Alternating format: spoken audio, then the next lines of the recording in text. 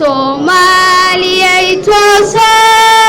tooso isku tiirsadayeen waxaa magaalada Qardho lagu qabtay munaasabad lagu maamuusayo 26 Juun oo ah maalintii ay gobolada waqooyi ay ka qaateen wadanka Ingiriiska xornimada waxaana laga joogaa 59 sano iyadoo waqtigaas ay ahayd 1960kii munaasabadan oo si weyn loo soo qaban qaabiyay waxaana ay si toos ah uga hadlay dhammaanba mas'uuliyiinta ku sugan xafladan ugu horeyn waxa ka hadlay ururka Maqso oo ka wax bixiyay ahmiyadda ay u leedahay dadka Soomaaliyeed maalintan saddex iga dhiga haye maxaa la maqlayaa hada afar iga dhiga marka bal isku dhufta dhamaantood haddaba tusaalaha yarka waxaan u soo qaataa fiiri markii halkaas ay Jubbaland taagan tahay koonfur galbeed ay taagan tahay Puntland ay taagan tahay Hirshabeelle ay taagan tahay Somaliland ay taagan tahay halka maxaa ka dhalanaya war Soomaaliya rasmi ma ka dhalanaysaa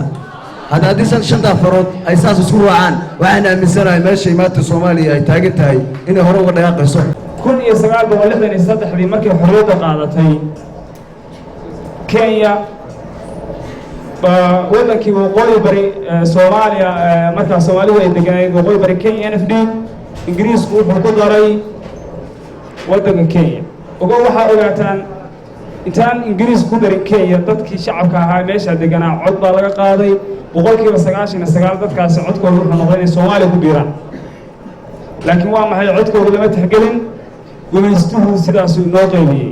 waxa isaguna ka hadlay taliyaha qaybtan gobolka Karkar Axmed Muuse Yuusuf Jaqanaf oo isagu ku tilmaamay maalintan maalin weyn waxaan caawijoona munaasabadan 26 Juun oo 59 guuradeedii weey waa 59 guuradeedii taariikhda haddaan dhex galo oo taariikhda ka sheekeeyo waxa weeye waqtiga baana ka dhacaya waxaan taariikhda u deynaa inta hore uga hadlay xildhibaanku uga hadlay laakiin dal kasta oo hagaagsan oo wanaagsan hadda aragtaan inuu qurux badan waxa ka shaqeeya waa dadkiisa waxa wanaajinaa waa dadkiisa waxa dhalinyarada ku dardaarmaya mustaqbalka hadda jooga iyo mustaqbalka labada idinka iska leh waxa laga rabaa marka inaad mustaqbalka hagaajisaanin aytiinka hagaajisaanin dalkiina wanaag ka shaqeysaanin amniga iyo nabadgelyada laga shaqeeyo ilaahay inoo suurtageliyay ummadda iskala isku keenay waxaana soo gabagabeeyay gudoomiyaha ku-xigeenka gobolka Karkar ee magaaladan Qardho Warsame Macallin Cabdi oo isaguna si weyn u maamuusay munaasabad wuxuuna munaasabadan ku amaanay dhalinyaradii ka soo shaqeysay xilligii 1960kii xilliga xorriyadda waxaana uu tilmaamay inay tahay mid qulubtayada ku taala waa sidoo hadalka u dhigay sheekeeyay taariikhdii 19 guuradii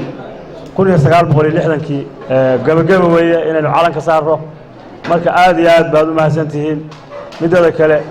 dadkii soo shaqeeyay ama hawsha soo gaartay dhalinyaro ahaayeen marka aad baad u mahadsantihiin maadaama aad ila caawadan aad halkaa u fadhideen kadib markii xafladda la soo gabagabeeyay waxa la saaray calanka Soomaaliyeed waxaana salaan sharaf siiyay ciidamada Puntland qayb ka mid ah Muxyidiin Hiirad Kaatun telefishinka CNA magaalada Qardho